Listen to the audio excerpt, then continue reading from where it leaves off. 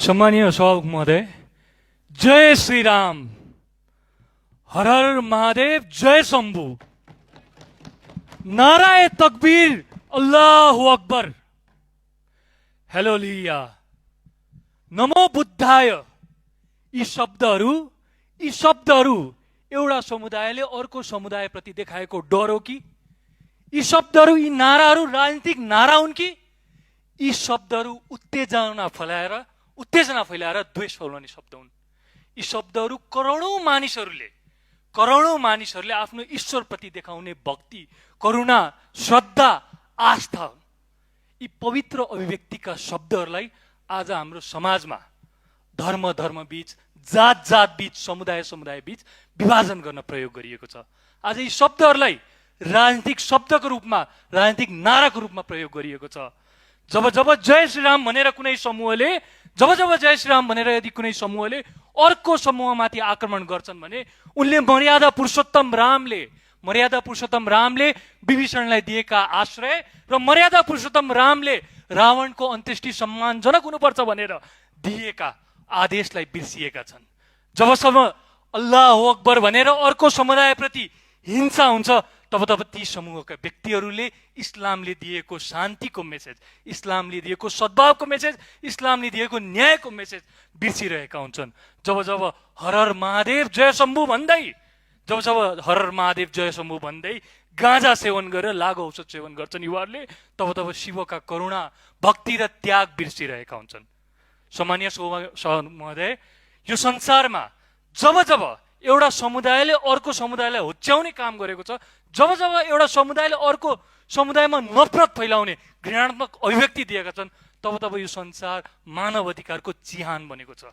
युरोपमा यहुदीहरूप्रतिको घृणात्मक अभिव्यक्तिले युरोपलाई मानव अधिकारको चिहान बनायो।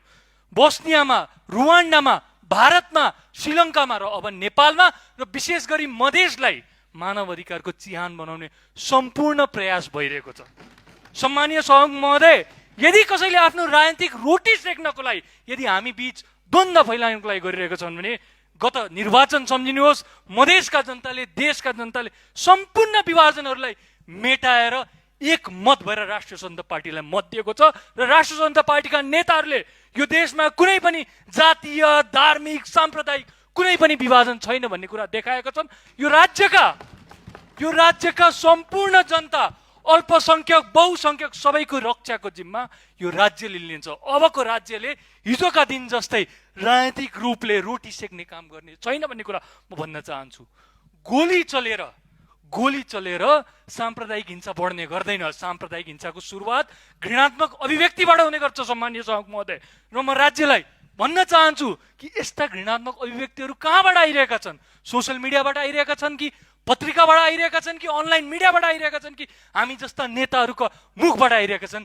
ती घृणात्मक अभिव्यक्ति दिने पात्रहरूलाई पहिचान गरी हरेक जिल्लामा आफ्ना कर्मचारीहरूलाई प्रयोग गरेर ती घृणात्मक अभिव्यक्ति दिने पात्रहरूलाई सजायको दायरामा ल्याउनुपर्छ भनेर म भन्न चाहन्छु। सम्मानीय सभामुख महोदय, आज हाम्रो ऐतिहासिक विरासत हो धार्मिक सहिष्णुता, हाम्रो ऐतिहासिक विरासत हो। हामी हिन्दू, मुस्लिम, बौद्ध, क्रिस्चियन सबै एक भएर यहाँ रहेका छौँ र त्यो ऐतिहासिक विरासतलाई तोड्ने दुष्प्रयास यदि कसैले गर्छ भने तिनीहरू कानुनको कटेगरामा उभिनेछ। र अहिले धेरै मान्य सदस्यहरूबाट एउटा कुरा आयो कि राज्य के गरिरहेको छ। यसपालि राज्यले मुखमा क्रिम दल्ने काम गर्नेवाला छैन। यसपालि राज्यले सूक्ष्म ढङ्गबाट कहाँबाट यस्ता आवाजहरू आइरहेछन्, कसले के गरिरहेको छ भन्ने कुरा सूक्ष्म ढङ्गबाट हेर्नेछन्। र पटक यो रोहिङ्ग्या बङ्गलादेशीको कुरा ल्याएर चाहिँ यहाँ एक किसिमको डरको माहौल पैदा गर्न खोजिएको छ। त्यो पनि पहिचान होस्। हरेक समुदायबाट यो देशलाई विभाजित गर्ने प्रयास यदि कसैले गर्छन् भने उनीहरू सबै सजायका भागीदार हुन्।